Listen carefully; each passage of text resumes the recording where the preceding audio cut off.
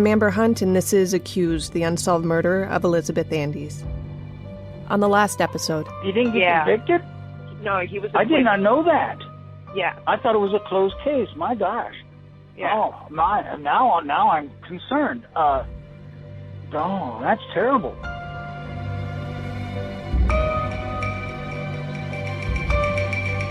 I hate to tell you this, but they were certain there was no involvement at all. In fact, he had an alibi for where he was, which wasn't close to Cincinnati.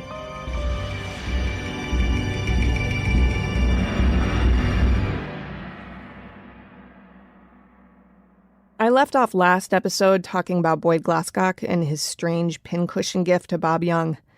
Glasscock, for the past several years, has really intrigued some of the people trying to figure out who killed Beth Andes. The strange thing is, no one would have ever connected him to the case if he hadn't inserted himself into it, showing up at Bob's house and even talking to the neighbors whose phone Bob used to call police. As odd as it sounds, that's something that killers are known to do. You know that saying, he returned to the scene of the crime? Yeah, that was coined because criminals are known to keep watch over the havoc they wreak. There's an element of control at play for people like that. If they're part of the investigation, they might be able to control its outcome.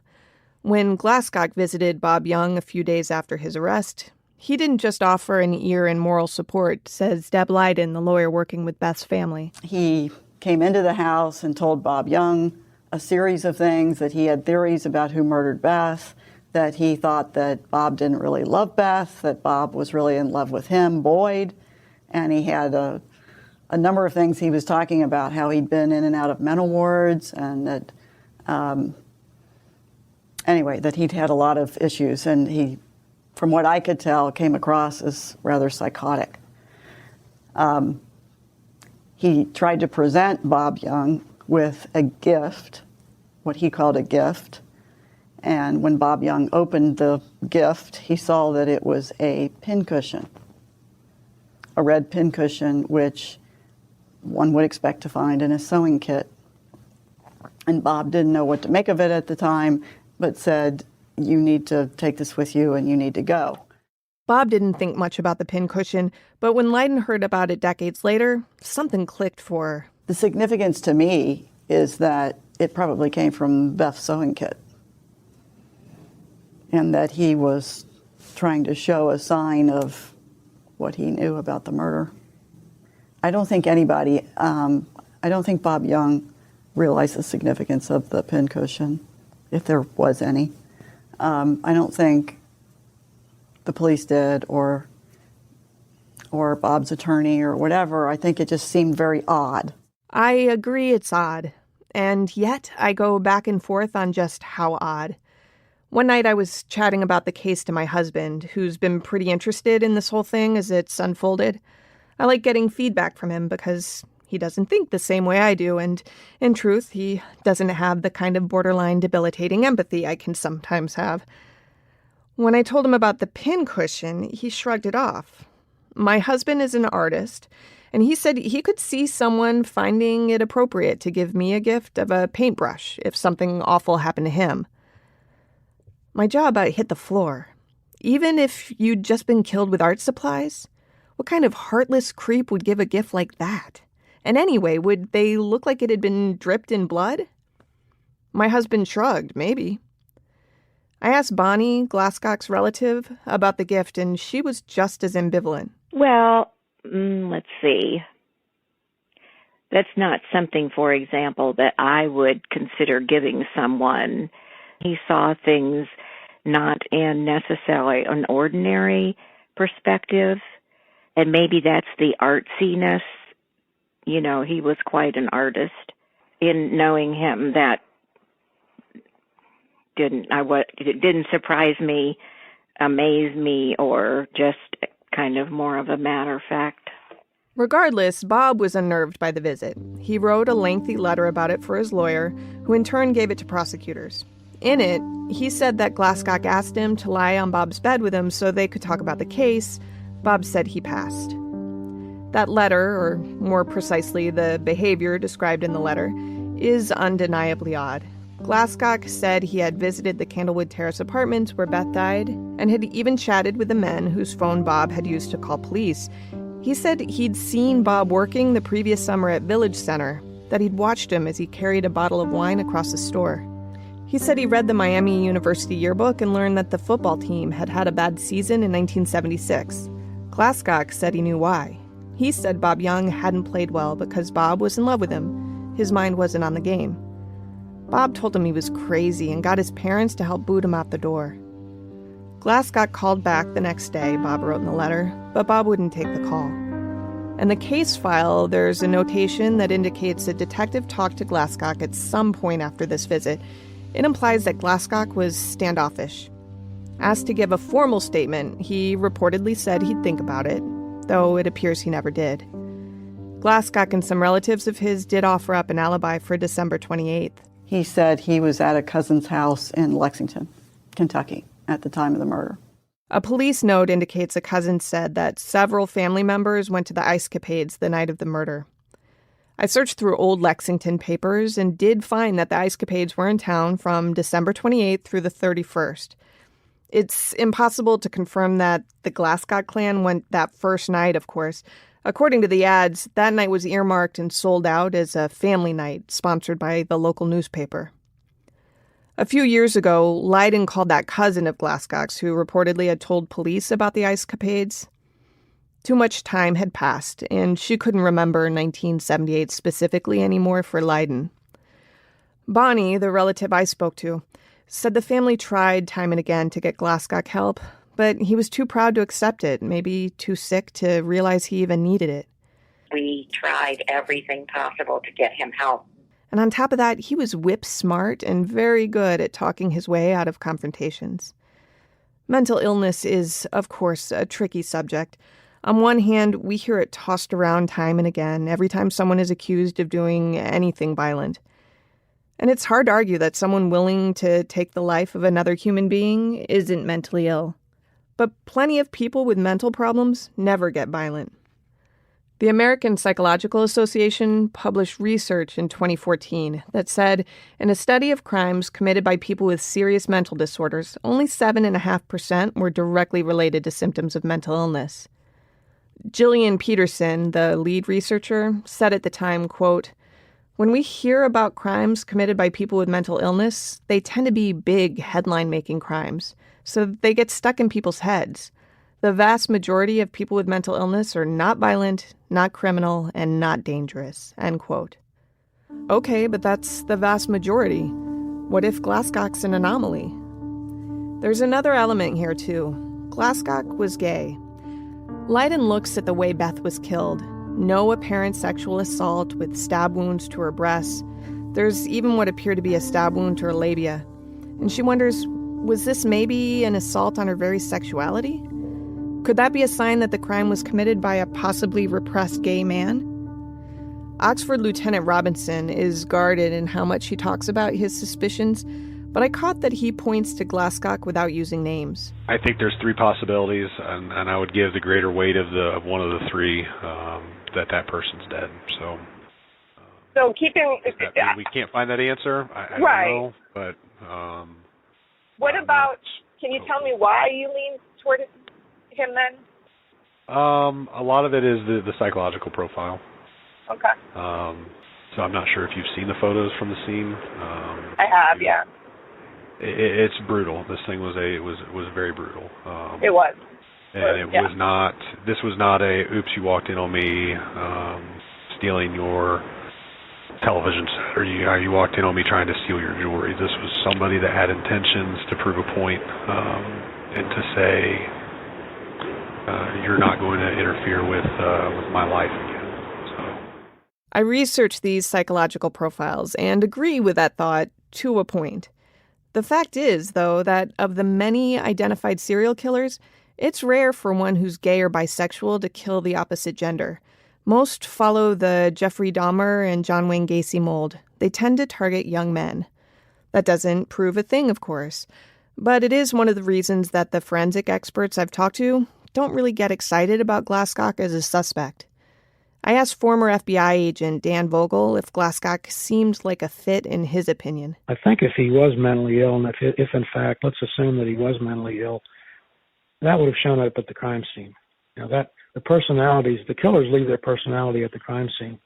So I think we would have seen some bizarre, strange things, other bizarre, strange things at the crime scene. I'm not saying that he's not a suspect, but I'm saying that I would look at other people a lot more strongly, like the supervisor, her supervisor. I would want to do a 360 degree on him to find out what his background is, and does he have a criminal record, and what is he like? Does he have a violent temper? This brings us to the third character highlighted by Robinson in the VDOC presentation we discussed in an earlier episode, Beth's boss. By all accounts, Beth seemed to like her job, which wasn't a far cry from the high school gig she had at Milk and Honey in Canton. Beth and Hallie, the college roommates, worked together there. The Red Ox was a delicatessen with two sides to it, one side with a drive-through that sold alcohol, and another side that was a deli. Beth and Hallie worked on the deli side. We ate more sandwiches that year than probably sold. So we would serve behind the counter, slicing meat, making sandwiches, spooning salads, and so on and so forth. And then our manager worked on the other side, which was the drive-thru. The manager's name was Robert Buzz Call. That's Caul. We've mentioned him before because the day after Beth died, he called police to tell them about the last time he'd seen Beth, which was at her apartment the night before she died. Hallie remembers Buzz as being much older than she and Beth and was surprised to learn recently that he actually was only a few years older than they were. He was what the college kids called a townie, someone who lived in town permanently, not just for college. In fact, he stayed in Oxford several years after the murder, according to his friends. Call reached out to Oxford police December 29th and offered to write a statement describing his last encounter with Beth for Officer Roger Brooks. That's the same officer who had given Beth a speeding ticket the morning before she died. In the statement, Call wrote that he'd gone to Beth's apartment to talk and party. He arrived around 9 p.m. and left between 11:15 and 11:30. Quote, "We smoked a couple of joints and I had some wine and she drank some Pepsi. Conversation was the usual in so much as, how was Christmas? How long are you in town for? What are you doing for New Year's? Have you found an apartment yet?" End quote. He described what Beth wore that night, a gray sweater and a pair of blue jeans, clothing that I later noticed was actually featured in the crime scene photos. The sweater, in fact, had been wrapped around the fatal scissors, apparently in an attempt to keep fingerprints off of it. Call said that Beth complained about her door being left unlocked, and he suggested that she complain officially about it in the morning. Quote, "We watched the movie on TV and talked, and while we talked, she did some packing," end quote. He went on to praise Beth's work ethic. She was friendly and intelligent, he said, with a highly visible post serving customers and a lot of friends. And he couldn't imagine any reason why someone would want to kill her. Call gave that statement about noon on December 29th, the day after Beth died. The time is jotted in the upper right corner of the paper. 3.5 hours later, he contacted police again. He added that after he left Beth's place, around 11:15 or 11:30, she went to his apartment to use his phone. This second written statement says that Beth showed up about 10 to 15 minutes after he had left. She asked to place a collect call to her parents, he said. After parents, he wrote in parentheses, "I assume." The call didn't go through at first, he said, so she hung out for about 10 minutes, made the call again, and then left his apartment. Call doesn't mention his own whereabouts the night Beth died in his first two statements. Call's written statements did catch the attention of Oxford Lieutenant Richard McVeigh, and in an interoffice memo dated January 2nd, 1979, McVeigh wrote to Chief Statham about chatting with Call again. The memo reads, quote, "Since he was with the victim Wednesday night in a somewhat romantic setting, parentheses, he advised no sexual intercourse, end parentheses, I feel a polygraph would be in order. I discussed this with him, and he stated he'd take one just as soon as we could set it up," end quote. McVeigh goes on to note that he wondered if maybe Beth and her boss had made out, and maybe she told Bob Young about it. Maybe that's what set Bob off. 6 days later, Detective Baird followed up on this thought. Instead of talking to Call, he talked to Call's lawyer, identified as an Athens man named Thomas Hodson. Baird wrote in the report that he told Hodson that Call should submit to a polygraph and provide his fingerprints straight away. The detective also told Hodson that he'd like Call to provide a written statement explaining where he was December 28th, the night that Beth died. Call's fingerprints indeed are in the case file, but there's nothing further about him anywhere. There's no alibi or notation about any polygraph that he might have taken. He didn't testify during the trial, and neither did R.J. Villela, the one guy among Beth's friends who told police that Bob did indeed have a temper. Neither was called to the witness stand to bolster the police's theory on motive. I found Buzz Call's lawyer, Thomas Hodson. His name had been misspelled in Baird's report, but the phone numbers matched up, and he confirmed to me that he vaguely remembers Buzz Call, but he couldn't remember the case or say whether he'd represented anyone who had taken a polygraph in relation to it. My best bet was clearly going to be reaching Buzz Call. So I tracked him down in Athens, Ohio, home of Ohio University toward the eastern edge of the state, where an online profile says he works as a substitute teacher. I left a message saying that I was aiming to write about Beth's case, so I was trying to piece together some things from people who knew her. When he called me back in early February, he didn't sound terribly thrilled to hear from me. I'm in the middle of some taxes, but I can give you a couple of minutes, ma'am. Okay, I understand. All right, well, what do you remember about her? From what I can remember, again, it's been a long time ago, good worker, easygoing person. So was she friendly? Was she stern? I mean, if you were to describe what you recall of her personality, how would you summarize it? Well, like I said, she was a good worker and she was easygoing, but we weren't really friends from outside of work. We knew who each other was. That was about it. Oh, okay. And you spent a couple hours with her the night before, though, right? Yes, I did. What was that about? Just hanging out? A bit about her move and everything. That was it. I was surprised that she asked me to come over. Oh, yeah. So what did she talk about? Was she excited about the move? Was she nervous? Don't remember one way or the other, ma'am. Really? She died the next day. I would think that kind of would stick. I had been eager to hear what Beth's frame of mind was Wednesday night. I thought it might give me some insight into Thursday. She was home alone, so Call was the only person I knew about who might be able to shed some light on this. I was surprised he said he didn't remember. Isn't that the kind of thing you'd replay over and over in your mind? She died in that apartment the very next day. McVeigh described their Wednesday encounter as romantic. I certainly can't remember every detail of every encounter I've ever had, but the ones connected to something traumatic, well, they tend to stick with me. Well, ma'am, how many years ago did you say it was? No, I know. 37, but it's, How old were you back then? What was your last name again, Amber? Hunt, H-U-N-T. What? H-U-N-T. I'm a reporter with the Enquirer. Okay.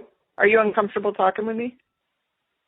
Well, I don't have much more time. I need to get back to work, but this is very odd after 37 years for this to be spoken about again. It was not a good time for their family or anybody else that knew Beth. I feel I should say here that plenty of people don't like talking to reporters, so reluctance is nothing new for me to get. I don't know what kinds of experiences he's had with journalists in the past. It could be that he's not a fan. When I called him, I hadn't yet contacted the forensic interrogator who would coach me on the Steve Green chat, but I tried to keep my tone open and friendly. I wanted to learn as much as I could, and I knew that he could decide to hang up on me at any time. Do you remember if police talked to you about, theories or anything? About what? Any of their theories? I mean, I know they zeroed in on the boyfriend pretty quickly. Did you know Bob Young? Very little bit, other than maybe the football, and that then I found out that Beth was going out with him. Okay, so it's not like he would come in and see her while she was at work or something. I very seldom was there at that time because I typically worked days and she typically worked evenings. Okay. And so if Bob came in to see her, I would not have known that. Okay. And yes, the police did talk to me. I even called them the next day to say they wanted to talk to me because I had seen her the night before. So I contacted them originally. You had a lawyer at the time, right? At that time, no. I knew this wasn't accurate, but I didn't argue. So part of what I'm looking at is, how much they investigated the crime when it happened? Did they have you fill out a statement? Did they ask you to take a lie detector test? Did they rule you out? You know what I mean? And I'm sorry because I know how like crazy that is, but I'm trying to get a sense for how thorough the police were. They ruled me out, ma'am. Right. So through alibi, or how did they do that? Through alibi and lie detector. That has to be a strange experience to go through. Yes, it is. Even stranger to talk about it 37 years later. Well, I'm not trying to, I mean, you know, it's... The police don't have any of this information, ma'am? Does it freedom of act or whatever that is to get Freedom of Information Act? Yeah, but there's a mention in there about a lie detector, but there's no results. So I didn't know if you took it or... So you knew I took a lie detector test before you asked me about it? No, I knew that they were asking people to, but I don't know that they followed through on it. So there was nothing about who did or did not take a lie detector test then? Right. I don't know if you did or didn't. Well, you do now. Do you remember what that was like? Very nervous, man. Have you ever been hooked up to a lie detector? I have been for a story. It's not the same, though. No, it is not. Not for something like that. No. Do you remember who administered it? I do not. Do you remember what they told you about it?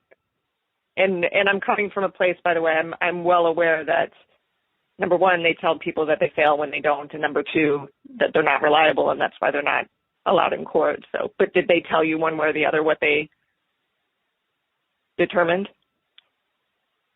That I was not the person that did that? Yeah. I can understand that you're reticent, and you don't know me, and you don't know why I'm doing it. But I'm not.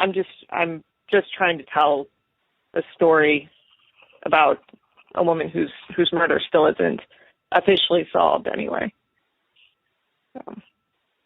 How did you come upon this story to begin with? The family's lawyer reached out, said, it might be an interesting case to look at, and, it is. Mostly because... Interesting is not a word I would use for a murder, ma'am. I think that's fair, and that's probably fair. I don't mean to diminish it. Okay, are there any other questions before I get back, ma'am? Well, can I talk to you further about, because No, we've been on the phone, 10 minutes or so now? I think that's long enough. Why are you angry with me? Why do you perceive that I'm angry, ma'am? Has my voice changed in any way, shape, or form since we started talking? No, it's been confrontational the whole time.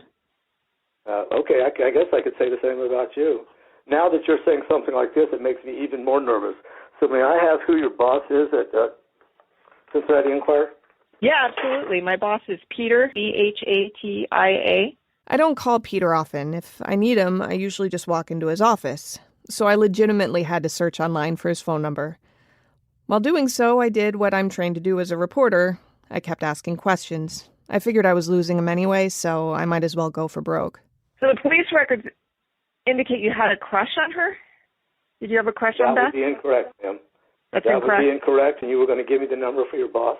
I gave him the phone number. He thanked me and hung up, and then called my boss to confirm that I worked for the paper, but provided no context for the question. I wrote Buzz a letter after our chat, assuring him that I simply wanted to learn about Beth as a person, and invited him to call me back. He never did. Soon after this call, my producer, Amanda, and I interviewed Hallie Chapman, married name Macaulay, in person with her husband, Rich. I asked her about her former boss. It was Hallie who told police back in 1978 that Buzz had a terrific crush on Beth. It's jotted on one of the police reports, almost as an aside. I assumed she had told him that after learning he had spent time at Beth's apartment Wednesday night. That turned out not to be the case. Here's Hallie talking about Call. We thought of him more as a townie. And he seemed, he was very interested in Beth. Asked personal questions about her, especially as her relationship with Bob was unfolding, and so you and Bob going out, or how's Bob your football player friend. I remember his comments being just enough to make us uncomfortable. And we would talk about that, and it was a very short walk home for us from the Red Ox to our home on Ardmore. That's the apartment Beth shared with several girls until August when she moved into Candlewood. And there was an agreement between the two of us that if we weren't walking home together, that we would have someone walk home with us. The antenna for us, and the reason why I told this to the police, was he was someone that we did not feel comfortable being left alone with, especially when he was there. Again, we didn't always work together, but in the deli there were always two. And at closing time, I would say to her, do you have someone to walk you home? Many times Bob would pick her up. Or she would say to me, do you want me to swing by and walk home with you? We had concerns about him. Were they real concerns, or were they, haha, creepy old guy, and I'm a flighty college kid? Yeah, because I was yeah, there too, Yeah. I guess I would describe it as just enough to allow us to say, if Buzz is there, and he was, I don't remember him not being there, why don't I swing by and walk home with you? But even more so when she was killed. Then it went, for me, away from kind of a creepy guy, let me walk you home, to has anybody talked to him? Buzz sounded pretty firm when I asked about a crush on Beth, so I pushed Hallie hard about why she thought he had one. She described him as flirtatious and said he would leave his post on the booze side of the business to hang out in the deli when Beth was there. It was kind of the, hey, good looking, or man, you're looking good today, kind of compliments or comments, or what are you doing after? There was, again, reference to Bob. I bet you're going out with your big football player boyfriend tonight. He was very interested in what we were doing after hours. I don't remember him specifically asking her for a date, but certainly was interested in spending some time after work. Beth wasn't shy about telling him to back off, Hallie said. She'd say, I think I heard the bell ring, I think you have a customer, to shoo him back to his side of the business. We made it known to him. Remember, he was our boss. So we weren't quite rude, but we made it known to him, and certainly Beth said that she was not interested romantically in him. I asked Hallie and Rich, her husband, about the Wednesday visit. I asked as though they'd know what I was talking about, but it soon became clear they didn't. Do you know that he told police that he was at her apartment Wednesday night? No, I didn't know that. So I didn't know that Buzz was there. Does it make sense that he would have been at her apartment Wednesday night? Yes. Why? So that Buzz would have been at her apartment because he was very interested in her. So. But would it have made sense that she let him in? Oh, no. No. It would make sense to me that he would want to be there. It would not make sense to me that Beth would have invited that. Hallie, I think I am aware of something in the case file that I don't think you're aware of. Could be. Well, is this ringing any bells at all? So, of Buzz being there? Yeah. No. I'll answer that. For me, not at all. The maintenance person, yes. On Thursday. On Thursday, that was always one of the two people that we thought, Buzz being one because of what we just talked about, and then the maintenance guy because of being in the building in her apartment. I wasn't aware of that. Buzz was there. Of that. Mm-hmm. Buzz's statement to police is that he had spent some time at the apartment Wednesday, that it was a semi-romantic setting, that they spent a couple hours together, but that there was no sex, but it's implied maybe there was making out. Does any of this make sense to you? No, it does not. In fact, it's very frightening to me. it adds up from what I had observed in him lusting after her. Again, a lack of a better word, but it does not make sense that Beth would have welcomed those advances. Give me a second, because I thought you knew this part. So I'm not trying to do anything where I'm surprising you. It's not my style, but I just assumed Debbie had talked, at minimum, Debbie had talked to you guys. Imagine the statement is that Beth invites him over. Is there any chance in hell that would have happened, that she would have spent time with him and that she wouldn't have told you on Thursday? No. So again, on Thursday, I know she didn't mention Buzz on Thursday. And I wonder if, it could have been I forgot, but it was such a thing between us that I would have thought that she would have mentioned it, because she was, mentioning again her disappointment in this facilities person. So I'm at a loss as to whether or not that could have occurred. If it did, you would think that she would have mentioned it to me. Hallie wasn't the only one unaware that Call reportedly spent Wednesday evening alone with Beth. Bob Young said he didn't remember that either. I don't think he ever was at the apartment. At least, I don't know that he was ever there. And they never told you that he said he was there the night before? No. I don't remember that. Okay. So, no, I don't think I would have, that would enforce my thought of him doing it, but I don't remember that. And, but I just thought he was, I don't know, everyone develops an opinion. I thought he was a little bit strange, and I knew he liked her a lot, but I didn't know she hung out with him the night before, no. Sue Parmalee didn't remember this detail either. Like Bob and Hallie, she talked with Beth the day Beth died, and there was no mention of having hung out with Buzz the night before. Wow. Does that sound familiar at all? That. No. I didn't know that. See, I wasn't allowed to hear any of the other testimony because I was also a witness, during the trial. This wasn't in the trial, just so you know.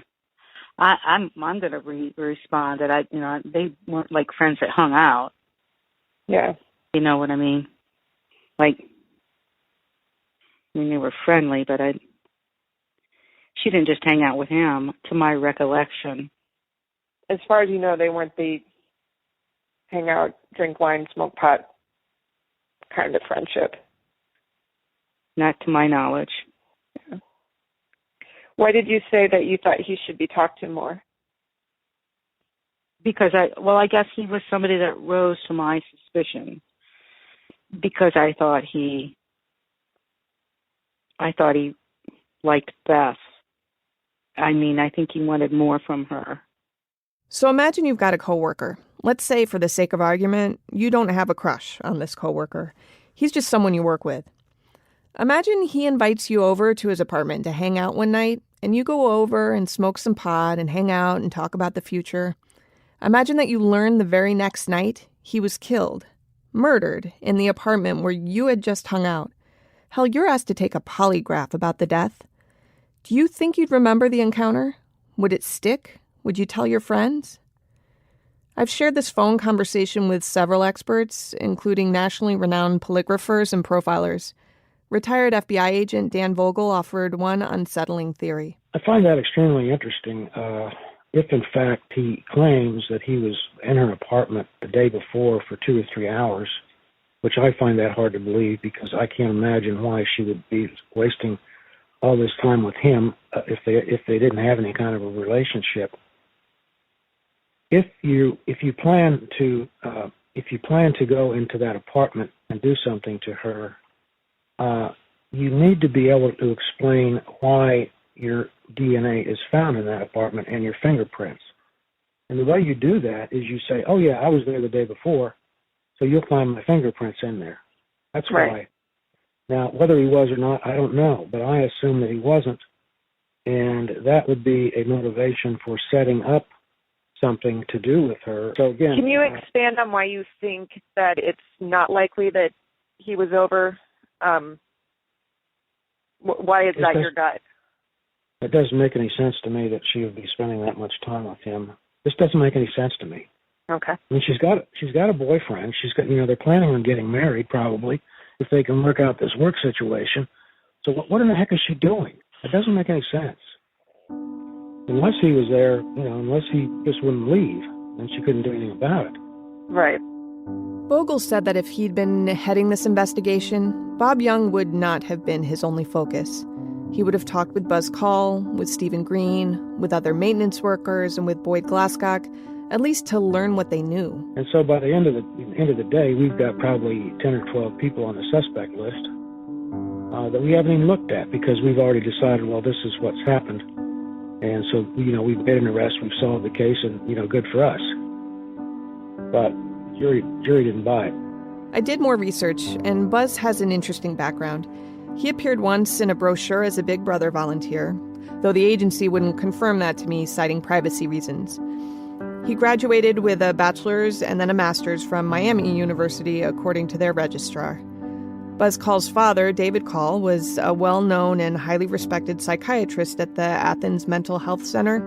He treated Billy Milligan, a serial rapist who made headlines in 1977 for successfully using a diagnosis of multiple personality disorder to be found not guilty by reason of insanity. Instead of going to prison, Milligan was sent to a hospital to be treated by the elder Call. The month that Beth Andes was killed, Dr. Call was working to merge Milligan's many personalities into one. It's an interesting case. I also learned that the doctor lived with his children on the hospital grounds because it gave him housing.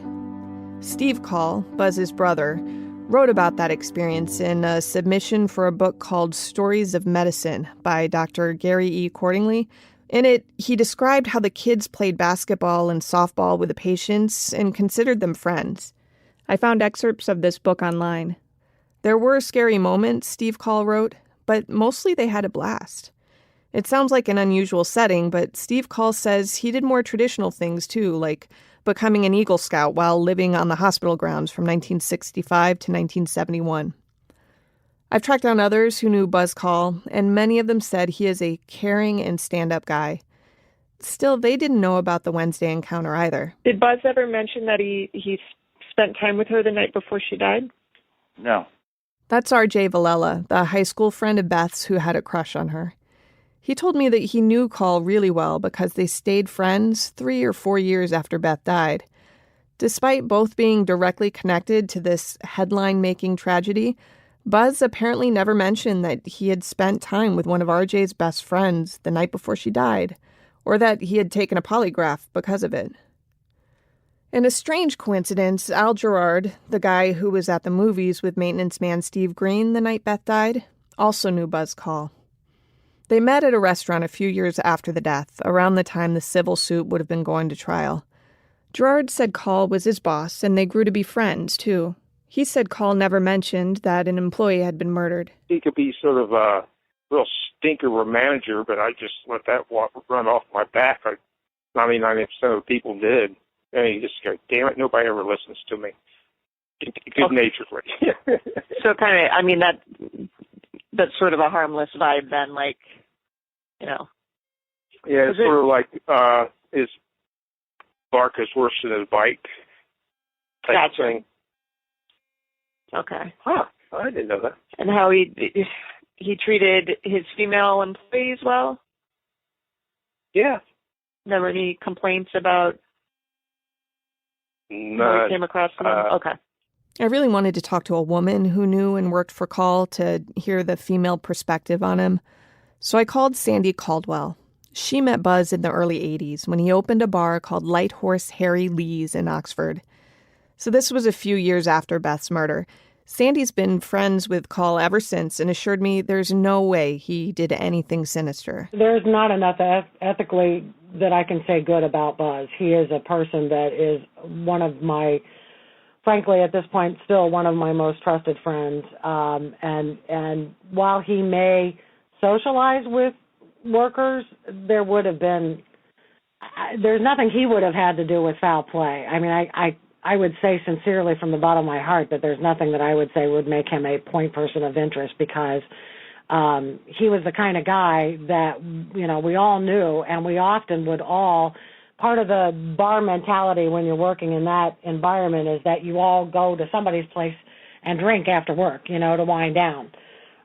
So I suspect that that's probably why he was with her the night before, because that's kind of what we all did with each other, at least in the 80s, and I'm presuming the same happened in the, in the 70s. Yeah, I hear you. Okay. No, I'm really happy because I mean, again, ethically, he's not at all somebody that would be even remotely capable of doing anything. I mean, even morally, he's got a very strong moral line. So in terms of even fooling around with an employee, no, he wouldn't do that. He draws his lines ethically and integrity around his position. He's always been that way, which is one of the many reasons we love him. If anything, we would give him crap a lot of times because he was always somebody that would go by the rules, and we would always be the ones, drinking on the clock and doing all the things that you weren't supposed to be doing, but that you often did because it was college. But Sandy did say one more thing. She volunteered that Pat Baird, the lead detective on Beth's case, was a good friend of Buzz's. If Pat knows Buzz really well, I mean, we all knew each other. Pat used to come drink at Larry Moon's and Light Horse Harry Lee's. Oh, Pat knows Buzz well? Oh, yeah. Oh, okay. Okay. Yeah, he knows. I didn't know because... No, but he knows Buzz very well because those guys all used to golf together and stuff. And again, Pat, being the detective, he used to come after shift and drink at our bar, and Buzz was my boss. Al was one of my coworkers. So again, the weird little circle of connections is all there. So yeah, because I can remember Pat telling me about, I was heading the ERA campaign at the time for our campus, and Pat would come and bemoan to me about all of the campus rapes and how many football players were doing horrific things and never getting any kind of reprimands for it. So, yeah, Pat knows Buzz really, really well as well. Now, I don't know that they stay in touch, but I know that Pat and Buzz were good friends back in the 80s for sure. There may be a few ways to read this. Let's go with the least concerning. If Call and Baird were friends, maybe this explains why Call calls police himself at noon the day after Beth is killed to give a voluntary statement. Maybe he's familiar enough with police procedures because his buddy is a detective, so he offers up what he knows. But there are still some unanswered questions, like why it took Call 3 hours to call back with the additional information that Beth came to his house at nearly midnight to use his phone to call home. Why didn't he say that the first time? Why do none of Beth's family and friends remember receiving that phone call? Why is there no mention of Call's alibi anywhere in the case file? Everyone else was asked for an alibi, but not Buzz Call. And I noticed a strange note Detective Baird made when he wrote about talking with Call's lawyer. In all capital letters, Baird said he advised the lawyer that Buzz Call was not a suspect in the case. Why did he feel the need to do that and to note it in all caps? Call hasn't gotten back to me since demanding my boss's phone number, and if you'll remember Baird... I'm not going there. I've been retired since '96. He wouldn't talk to me at all. So these questions remain unanswered for me. Hallie made two things clear. First, she thinks Buzz Call should have been more thoroughly investigated in this case, and at minimum should be properly interviewed today. She'd like to know why no one has corroborated that he hung out with Beth the day before the murder, or that he took and passed a polygraph. She'd like to know where he was December 28th, and she doesn't understand why he's the only person questioned who doesn't seem to have his alibi noted in the file. But Hallie also made it clear that she's not pointing fingers. I believe that Buzz, and again, he's certainly as deserving as the rest of us of being able to tell his story. We certainly don't want to insinuate any guilt. We've had enough of this, of that, of this case. I feel very strongly that he should have been interviewed. If you had trouble hearing her, she said we've had enough false accusations in this case, so that's not her goal. She just wants her former boss to be interviewed. Next time on Accused. At least 75% of serial killers all known serial killers make their appearance approximately between 1970 and 2000, in that 30-year period.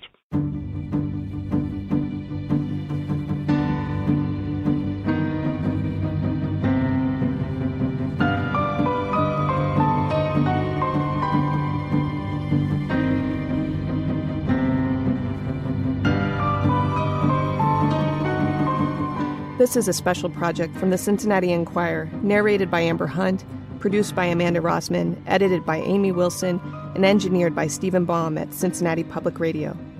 Music was composed by Andrew Higley. To look at case documents, photos, videos, and more, visit cincinnati.com/accusedpodcast.